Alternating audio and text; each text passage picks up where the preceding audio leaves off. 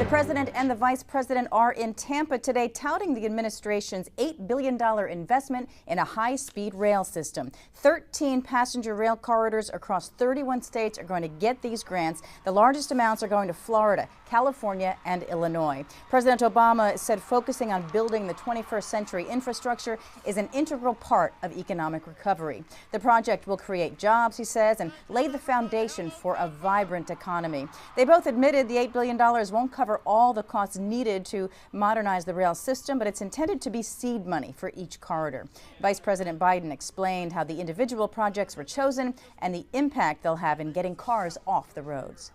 What we did is we picked, the Department of Transportation picked the Orlando-Tampa route, Tampa-Orlando, because you were most ready, your plans were the most advanced, and the objective is it's not just going to be here, it's all the way going to come around all the way heading up to going down to Miami as well.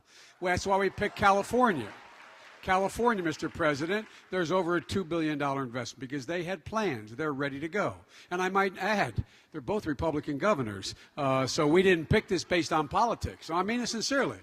So we're picking the places that make the most sense, have the highest density, are ready to go.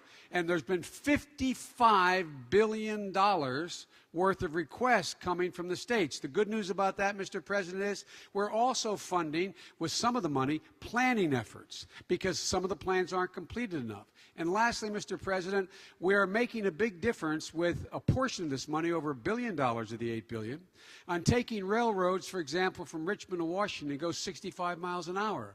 By getting that up to 110 miles an hour, you take a whole lot of cars off the highway. It becomes economically reasonable to do it.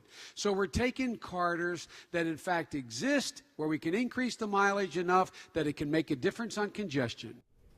And the vice president also pointed out that the cost of building each lane of Interstate I-95 cost $22 million per mile, and he said that a mile of high-speed rail costs just $2 million.